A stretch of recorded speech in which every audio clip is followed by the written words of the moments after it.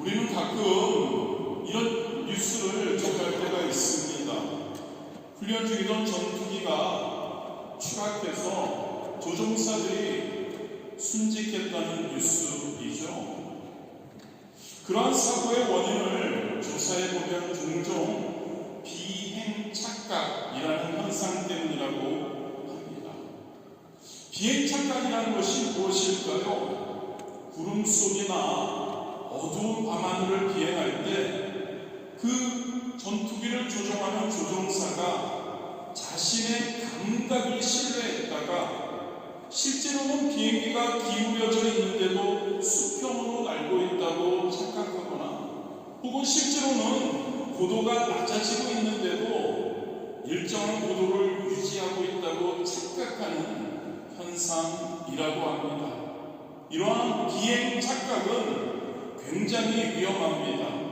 그래서 모든 조종사들은 철저한 훈련을 통해서 이런 교훈을 배우고 항상 기억하려고 애쓴다고 합니다.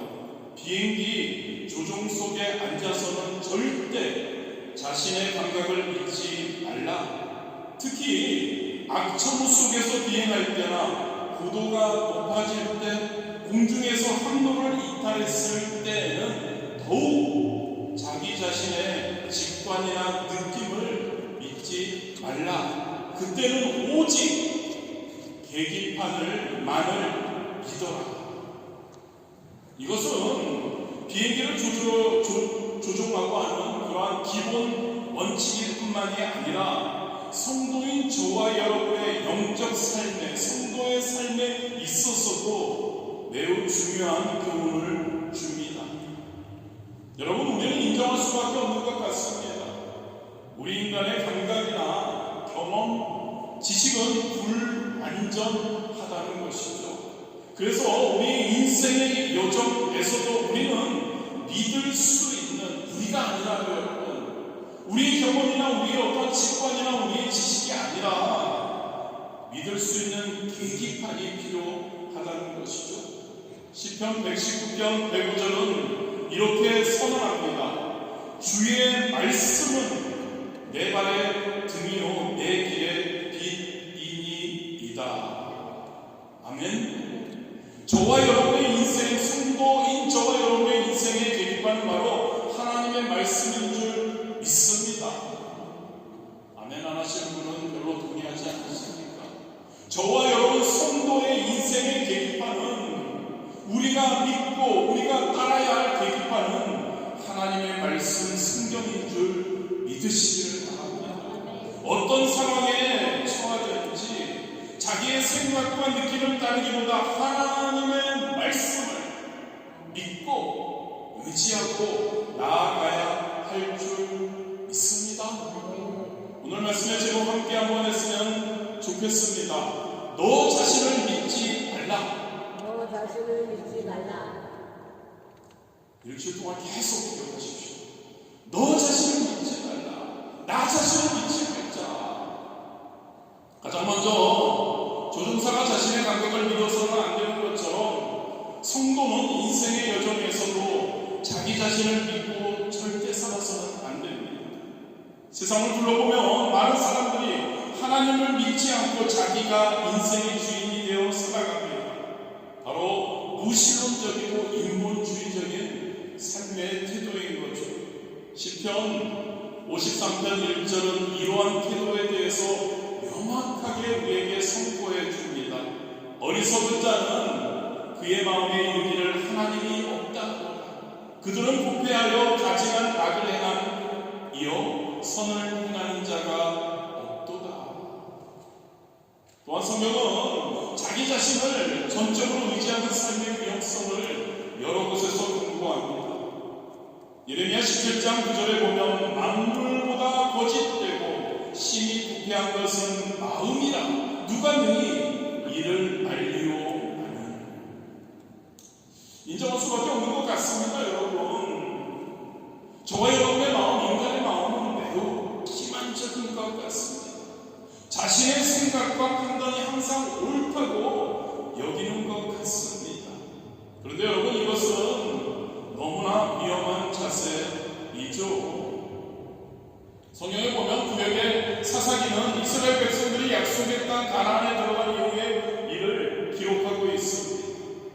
이스라엘 백성들은 430년 동안 애굽에서 종살이를 하다가 하나님께서 모세를 통해 그들을 이끌어내어 적과 꿀이 흐르는 가나안 땅으로 인도하셨죠. 그런데 여러분, 그 하나님이 이스라엘 백성에게 약속한 그 약속의 땅에 들어간 후에 이스라엘 백성들은 어떻게 했나요? 기적적으로 애굽 땅에서 그들을 출애굽시켜서 그리고 40년 동안 광야에서 하나님께서 이끄시고 가나안 땅에 들어갔는데 이제 그들은 어떠한 삶을 살았냐는 거죠. 놀랍게도 그들은 하나님을 왕으로 모시기보다 각자 자기 마음대로 살기 시작했다고 사사기 21장 25절에 이렇게 기록합니다. 그때 이스라엘의 왕이 없으므로 사람이 각기 자기의 소견에 옳은 대로 행하였더라. 하나님의 말씀을 따르지 않고 자기 생각에 옳은 대로 살았다고 말하고 있습니다. 결과는 우리가 너무나 잘 알죠. 그들은 말로 말할 수 없는 죄악 가운데 빠져 헤매었습니다. 그리고 사사기에는 우상 숭배, 내전, 전쟁이죠. 그리고 강간살인 등 끔찍한 일들로 가득 차게 되었죠. 오늘날은 어떤가요, 여러분? 오늘날에도 하나님의 말씀을 따르지 않고 하나님을 떠나서 자기 인생의 주인이 되어 자기 생각대로 옳은 대로 행하고 있는 이들이 너무나 많이 있습니다. 그들 중에 우리는 어떤가요? 그들은 이 삶의, 내 삶의 주인은 나다라고 선언합니다. 하지만 하나님의 말씀 성경은 잠언 16장 25절에 분명히 경고합니다. 어떤 길은 사람이 보기에 바르나 필경은 사망의 길이니라. 여러분, 자기 중심적인 삶의 문제점이 무엇인지 아십니까? 그것은 인간의 제한된 시야와 지혜에 있다는 겁니다. 그죠, 여러분? 우리는 모든 것을 알지 못합니다. 미래의 일을 내다볼 수 없고 어떠한 결정에 모든 결과를 우리는 예측할 수 없죠. 그렇게 여러분, 하나님의 말씀을 따르지 않고 자기가 주인이 되어서 살아가는 사람은 결국 사망으로, 죽음으로, 멸망으로 가는 그러한 길을 택하게 되는 것이죠. 더 나아가 그런 삶은 결코 진정한 행복을 가져다 주지 못합니다. 저와 여러분의 삶의 목적이 뭐죠? 행복이라는 단어가 있지 않나요? 어떠한 상황이든 어떠한 누구와든 우리는 행복하게 살기를 원하죠. 그런데 자기 뜻대로 하나님을 떠나 사는 사람들에게는 이러한 진정한 행복이 없다는 거죠. 왜일까요, 여러분? 우리의 존재 목적을 생각해보면 우리가 왜 창조받았는지를 생각해보면 되는 겁니다. 우리는 하나님의 영광, 할렐루야, 하나님을 섬기며 살도록 지음을 받았기 때문에 그렇게 살지 않으면, 살지 못하면 행복하지 못하고 우리는 하나님의 복을 누릴 수 없는 것이죠. 하나님께서 저와 여러분의 삶을 다스리고 돌보실 때 비로소 우리가 추구하는 참된 행복과 평안을 누릴 수 있다는 것을 믿으시기를 주님의 이름으로 진짜 축복합니다. 또한 우리가 하나님보다 자신을 의지할 때 발생하는 다른 문제가 있죠. 바로 저와 여러분의 죄성이 강화된다는 겁니다. 로마서 3장 23절에 이렇게 기록한 모든 사람이 죄를 범하였음에 하나님의 영광에 이르지 못하더니. 성도인 저와 여러분, 아니 인간의 하나님으로부터 창조한 받은 피조물 인간의 존재의 목적이 뭐라고요? 하나님의 영광을 위해 살아가는 것이죠. 그런데 우리에게 주어진 죄성으로 인해서 우리는 더 지속적으로 잘못된 결정을 내리게 되죠. 하나님의 뜻과 반대되는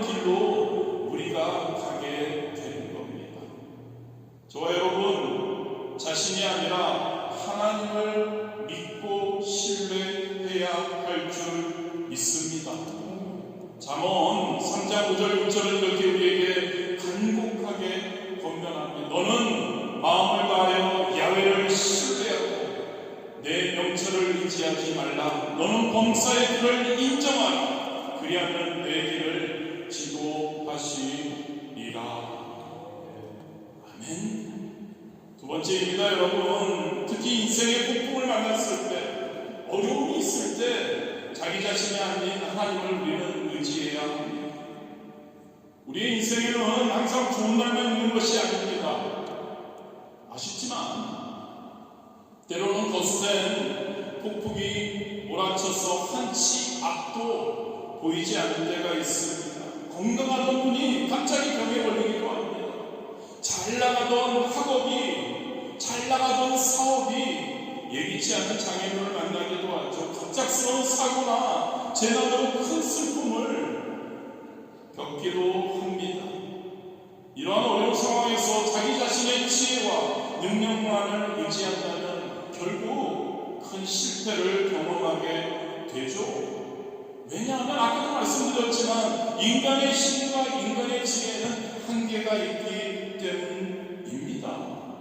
그러나 그때 어려운 상황 속에서, 폭풍 속에서 하나님을 신뢰하고 하나님을 믿고 하나님을 의지할 때 그 하나님의 변함없는 사랑과 능력을 경험할 수 있다는 것을 기억하기를 원합니다. 예레미야가 3장 22절 23절은 이렇게 말씀, 야훼의 인자와 긍휼이 무궁함으로 우리가 진멸되지 아니함이니이다.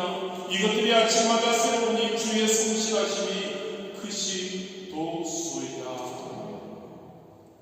성경의 유명한 믿음의 사람 다윗의 삶을 한번 생각해 보았으면 합니다. 그러나 하나님께 인정받고 백성들에게 칭송받는 왕이었습니다. 그럼에도 불구하고 그의 인생에는 좋은 날만 있었던 것이 아니죠. 그는 사울 왕의 시기와 질투로 인해 도망자의 삶을 살아야 했습니다. 자신의 친아들인 압살롬의 반역을 겪어야 했고 자신의 죄로 인해서 하나님의 징계도 그는 경험해야 했죠. 그러나 그러한 위기 속에서 다윗은 달랐습니다. 다윗은 항상 하나님을 믿었습니다. 다윗은 항상 하나님을 믿고 의지했습니다. 그래서 시편 23편 4절에서 이렇게 그는 고백합니다. 내가 사망의 음침한 골짜기로 다닐지라도 해를 두려워하지 않을 것은 주께서 나와 함께 하시 주의 지팡이와 막대기가 나를 안위하시나이다.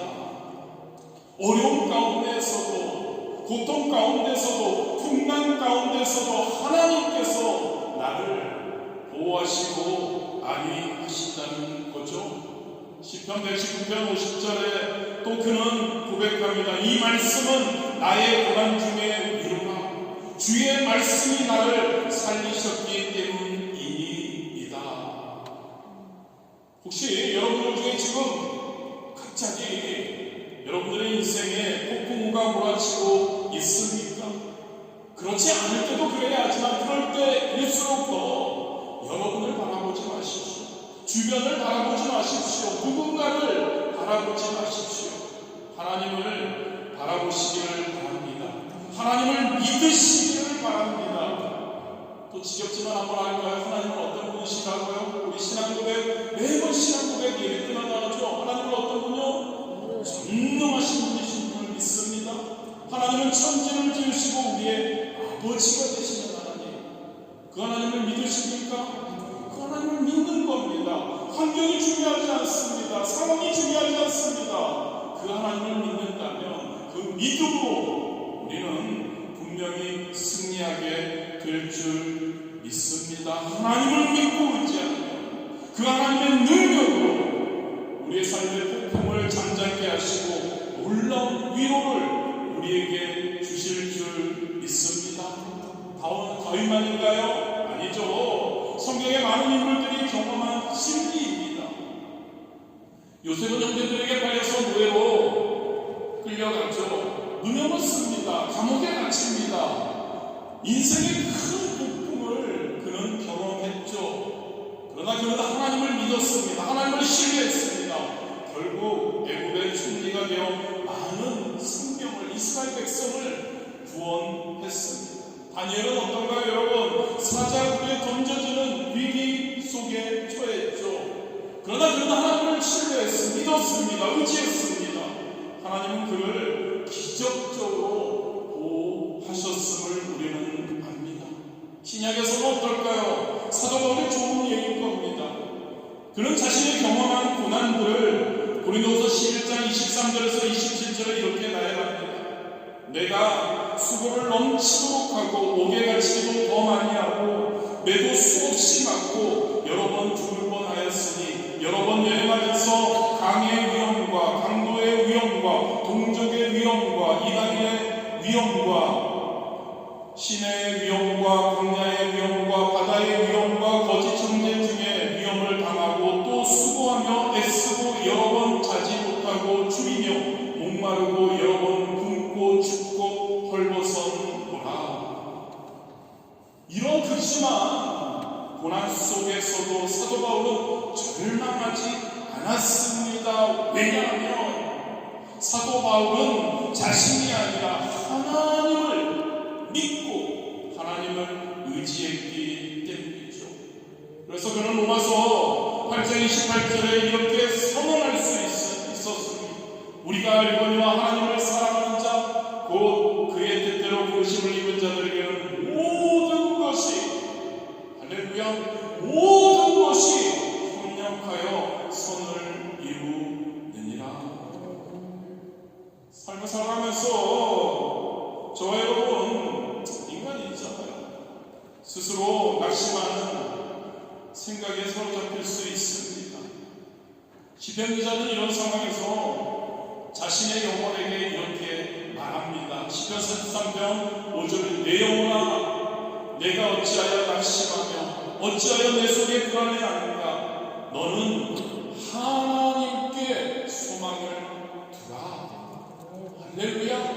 하나님, 우리 하나님께 소망을 두라. 그가 나타나 도우심으로 말미암아 내 하나님을 여전히 찬송하리로다. 혹시 여러분 낙심된 일 있습니까? 시편 33편 5절을 지속적으로 선포하시기를 바랍니다.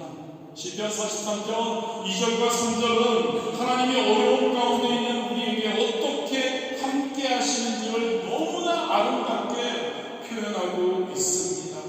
내가 너를 이야기합니다. 당신 너 물가운데로 지날 때 내가 너와 함께 할 것이고 강을 건널 때 물이 너를 침몰하지 못할 것이며 내가 물가운데로 지날 때 타지도 아니할 것이요 불꽃이 너를 사르지도 못하리니 대저 나는 야훼 내 하나님이요 이스라엘의 거룩한 이요 내 구원자임이라. 위로가 되지 않으실까요? 얼마나 장난하십니까? 그 하나님 믿으면 할렐루야 그 하나님을 신뢰하면 그 하나님이 우리와 함께 하신다는 것이죠. 어떤 어려움, 어떤 시련, 어떤 고난 속에서도 하나님은 우리와 함께 하심을 믿으시기를 바랍니다. 어떠한 어려움이 있어도 우리를 절대 넘어지게 파멸시키지 못하게 하신다는 거죠. 우리 하나님은 우리의 구원자이심을 믿기 원합니다. 우리 하나님은 우리의 보호자가 되시고 우리의 인도자가 되시는 줄 믿습니다. 우리 하나님은 우리의 믿음의 대상이 된다는 것을 항상 기억하시기를 주님의 이름으로 축복합니다. 마지막으로 계속 말씀드리는 거죠. 자신이 아닌 우리는 하나님의 말씀을 따라야 합니다. 비행기 조종사가 자신의 감각이 아닌 계기판을 믿고 따르듯이 우리는 성경이라는 하나님의 계기판을 믿고 따라가야 합니다. 잠언 16장 9절이죠. 사람이 마음으로 자기의 길을 계획할지라도 그의 걸음을 인도하시는 야훼이시니라. 계획을 세울 수 있습니다. 우리도. 그런데요 궁극적으로 저와 여러분의 삶을 인도하시는 분은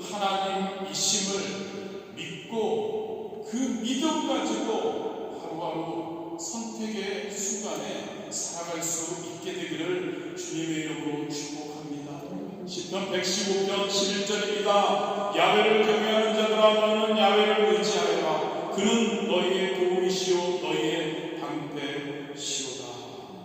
하나님은 누구시라고요? 저와 여러분의 도움이십니다. 하나님은 저와 여러분의 보호자이십니다. 그분을 의지할 때, 그분을 믿을 때 우리는 안전합니다. 저와 여러분의 인생에는 수치와 폭풍과 몰아치죠. 구름이 끼고 시야가 흐려질 때 우리는 인간이 가지고 있는 하나님의 계급판인 말씀을 의지해야 합니다. 시시각각 변하는 환경이나 불완전한 자신을 의지하는 것이 아니라 하나님의 말씀, 성경이 뭐죠 여러분? 영어로는 캐논이라고 합니다. 이 단어는 기준이라는 어떤 잣대라는 뜻을 가지고 있습니다. 성경이 하나님의 말씀이 우리의 삶의 인생의 기준이 된다는 거죠. 그 이유는 간단합니다 여러분. 이것이 우리를 창조하시고 우리를 사랑하시고 전능하시고 우리 아버지가 되시고 우리를 보호하기 원하시고 우리와 함께하기 원하시는 하나님의 말씀이기 때문입니다. 디모데후서 3장 16, 17절이죠. 모든 성경은 하나님의 감동으로 된 것으로 교훈과 책망과 바르게 함과 의로 교육하기에 유익하니 이는 하나님의 사람으로 온전하게 하여 모든 선한 일을 행할 능력을 갖추게 하여 함이라. 하나님의 말씀이 우리에게 역사하신다. 여러분 자연을 보면 하나님께서 창조하신 동물들 놀라운 내비게이션 시스템을 가지고 있는 것을 우리는 발견하게 됩니다. 연어 아시죠 여러분? 제가 진짜 좋아하는 생선 중에 연어인데 연어 알을 낳을 때 약 2만 킬로미터를 이동해서 자기가 태어난 곳으로 정확히 찾아가서 알을 낳는다고 합니다. 또 북극제비 갈매기 겨울을 나기 위해서 남극까지 날아갔다가 이듬해 봄이 되면 북극으로 돌아온다고 합니다. 그 이동거리가 7만 킬로미터나 된다고 합니다. 이런 동물들은 하나님이 주신 본능을 따라 수천 킬로미터 되는 길도 정확히 찾아갑니다. 이들과 달리 양 있죠? 양 고기 좋아하시는 분 있죠? 자, 양은 약간 다릅니다. 양은 시력이 굉장히 나쁘다고 합니다. 쉽게 길을 잃는 동물이라고 합니다. 성경은 우리 인간을 이런 양에 비유합니다. 이사야 53장 6절이죠. 우리는 다 양 같아서 그릇되나여 각기 제 길로 갔거든. 양은 어떤 짐승보다도 방향감각이 떨어진다고 합니다. 즉 반드시 목자의 인도가 필요하다고 합니다. 목자의 인도를 따라야만 풍성한 초장과 신선한 물가를 찾을 수 있고 사자와 이리 같은 맹수의 공격으로부터 양은 보호받을 수 있다는 거죠. 저와 여러분이 양 같다고 성경은 하나님 우리에게 말씀해 주십니다. 그렇다면 우리의 목자는 누구여야 할까요? 바로 예수 그리스도이신 줄 믿습니다. 요한복음 10장 11절에 예수님이 말씀하시죠. 나는 선한 목자라. 예수님이 목자래요 여러분. 선한 목자는 양들을 위하여 너희를 위하여 목숨을 버리거니와. 예수님 말씀이 사실로 나타나지 않았나요? 목자이신 예수님께서 우리를 위해 십자가에서 목숨을 버리셨죠. 양 같은 저와 여러분을 위해서. 또한 요한복음 10장 27절에서 말씀하시죠. 내 양은 내 음성을 들으며 나는 그들을 알며 그들은 나를 따르느니라. 할렐루야. 저와 여러분의 목자가 예수님인 줄 믿습니다. 저와 여러분은 예수님의 양인 줄 믿습니다. 그래서 목자이신 예수님의 음성 즉 그분의 말씀을 우리는 따라가야 쉴만한 초장 뭐죠? 물가 무슨 물가죠? 물가에 우리는 갈 수 있다는 것을 시대에 하나님은 이스라엘 백성들을 애굽에서 가나안으로 인도하실 때 그들을 구름 기둥과 물 기둥으로 인도하셨습니다. 척박한 시내 광야를 지나가야 했는데 먹을 것도 마실 물도 없었죠. 언제 또 닥칠지 모르는 모래폭풍, 위험한 뱀, 정갈이 들끓는 위험한 곳. 그런데 여러분, 신명기 1장 33절에 하나님이 말씀하십니다. 그는 하나님을 이야기합니다. 너희보다 먼저 그 길을 가시며 장막칠 곳을 찾으시고 밤에는 불로 낮에는 구름으로 너희가 갈 길을 지시하신 자이시니라. 그들은 혼자가 아니었다고 이야기하고 있습니다. 하나님은 그들보다 먼저 가셔서 장막칠 곳을 찾으시고 그들이 가야 할 길을 지시하셨다고 말씀하고 있습니다. 목자 되신 하나님 마찬가지입니다. 저와 여러분의 인생을 보통 광야에 빗대서 이야기합니다. 이 인생을 살아가는 광야를 살아가는 성도인 우리, 하나님께서 인도해 주심을 믿습니다. 하나님은 그의 말씀으로 우리를 인도하시고 우리가 그의 말씀을 따라갈 때, 그의 음성을 따라갈 때 좋은 것을 우리에게 주시는 줄 믿습니다. 잠언 16장 20절이죠. 삶과 말씀에 주의하는 자는 좋은 것을 얻나니 야훼를 의지하는 자는 복이 있느니라. 복을 누리십시오 여러분. 하나님의 약속하신 얼마나 많은 약속, 하나님의 약속, 그것을 신뢰하십시오. 그리고 약속을 누리시기를 바랍니다. 본문 14절에서 사도 바울은 이렇게 고백합니다. 표대를 향하여 그리스도 예수 안에서 하나님을 위해서 부르신 부름의 삶을 위하여 달려가노라. 이런 하나님의 인도하심을 받는, 하나님을 믿고 나아가는 삶, 나 자신이 아니라 하나님을 믿고 나아가는 삶, 그 삶을 사도 바울은 이야기하고 있고요. 그는 분명한 삶의 목표를 정하고 있습니다. 그리고 하나님의 말씀을 따라 그는 살았습니다. 자신의 과거에 대해서 13절에서 이야기하죠. 뒤에 있는 것은 잊어버리라고 말합니다. 그리고 미래를 위해서 앞에 있는 것을 잡으려고 전진했다고 이야기를 하고 있죠.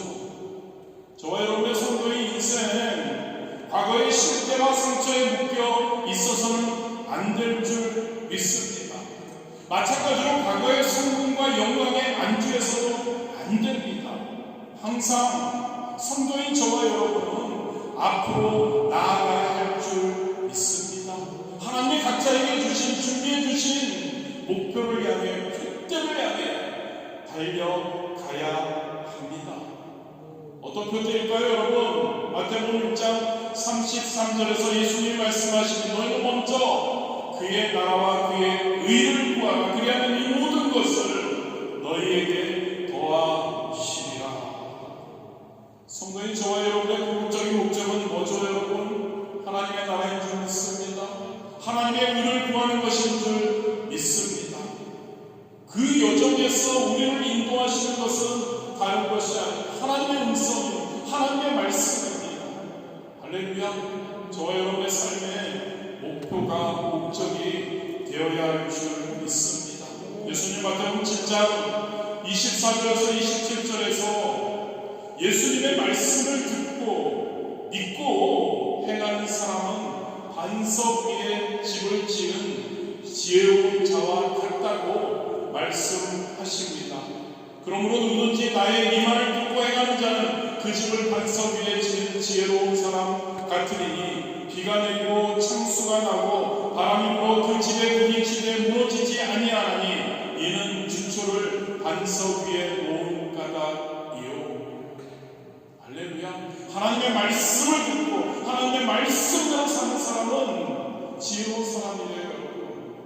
삶이 반석 위에 지어진 그런 집과 같다고 합니다. 반면에 하나님의 말씀을 듣고도 행하지 않는 사람은 모래 위에 집을 지은 어리석은 사람과 같다고 이야기합니다. 폭풍이 올 때 그 집은 어떻게 될까요? 무너지고 맙니다. 매우 강력한 예수님의 비유입니다. 저와 여러분 모두는 인생이라는 집을 짓고 있습니다. 그런데 이 집을 무엇 위에 짓고 있느냐가 너무 중요하죠. 무엇 위에 짓기를 원하십니까? 여러분들의 경험과 여러분들의 생각과 여러분들의 목적을 가지고 짓는 집이 아니라 하나님의 전능하신 하나님의 말씀이라는 반석 위에 집을 짓고 있는 저와 여러분이 되기를 주님의 이름으로 축복합니다. 자신의 생각과 자신의 세상의 가치관이라는 모래 위에 집을 짓어서는 안 됩니다. 인생의 폭풍이 몰아칠 때 그 차이는 크게 드러나게 되죠.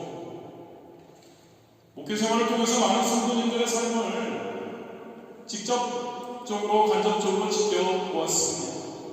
그리고 분명한 패턴을 발견합니다. 하나님의 말씀을 살아가고 하나님의 말씀에 따라 살아가는 분들은 어려움이 닥쳐와도 쉽게 무너지지 않습니다. 안 넘어진다는 거 아닙니다. 넘어질 수도 있습니다. 그러나 다시 하나님께서 말씀을 통해 성령의 놀라운 능력을 통해 다시 일으켜 주시죠. 반면에 하나님의 말씀보다 자신의 지혜와 자신의 경고가 세상의 방식을 따르는 사람들은 위기 앞에서 쉽게 흔들림을 보게 되었습니다. 여러분, 하나님의 말씀 위에 하나님의 말씀대로 살아가시는 저와 여러분 되시기를 주님의 이름으로 축복합니다. 너 자신을 믿지 말라. 간단하게 요약해 드릴게요. 첫 번째로 자기 자신을 믿지 말라고 얘기해요. 그리고 하나님을 신뢰해야 합니다. 저와 여러분의 지혜와 판단은 제한적이지만 하나님 전능하신 하나님의 지혜는 무한하시기 때문입니다. 두 번째로 특히 인생의 폭풍을 만났을 때 자신이 아닌 하나님을 의지해야 합니다. 다윗과 같이 어려운 가운데서도 하나님의 지팡이와 막대기가 나를 인도하신다는 믿음, 신뢰를 우리는 가져야 할 줄 믿습니다. 마지막으로 우리 하나님의 말씀을 우리의 삶의 나침판으로 계기판으로 삼아야 합니다. 삼는 것만으로 끝나서 안 됩니다, 여러분. 따라야 합니다. 행해야 합니다, 여러분. 조종사가 계기판을 의지하듯 우리도 하나님의 말씀을 의지해야 할 줄 믿습니다. 사도 바울은 본문에서 자신의 삶을 경주에 비유하고 있습니다. 뒤에 있는 것을 잊어버리고 앞에 있는 것을 잡으려고 달려간다고 말하고 있습니다. 저와 여러분의 삶을 돌아보기 원합니다. 과거의 영광이든 과거의 실패든 모든 것을 뒤로할 수 있는 저와 여러분이 되시기를 주님의 이름으로 축복합니다. 그리고 지금부터 다시 가는 겁니다. 앞을 보고 나아가는 겁니다. 할렐루야. 지금까지 나의 신앙생활이 어떠했든 지금까지 나의 삶이 어떠했든 과거의 것은 뒤로 하고 오직 예수 그리스도 안에서 하나님의 영광을 위해 하나님의 나라와 의를 위해 하나님의 부르심의 상을 향해 달려가는 저와 여러분이 될 수 있게 되기를 주님의 이름으로 축복합니다. 오직 믿음으로 하나님의 말씀 붙들고 믿고 신뢰하고 마지막으로 이 문장만 여러분에게 말씀드릴게요. 하나님의 말씀은 항상 옳습니다. 믿으십니까?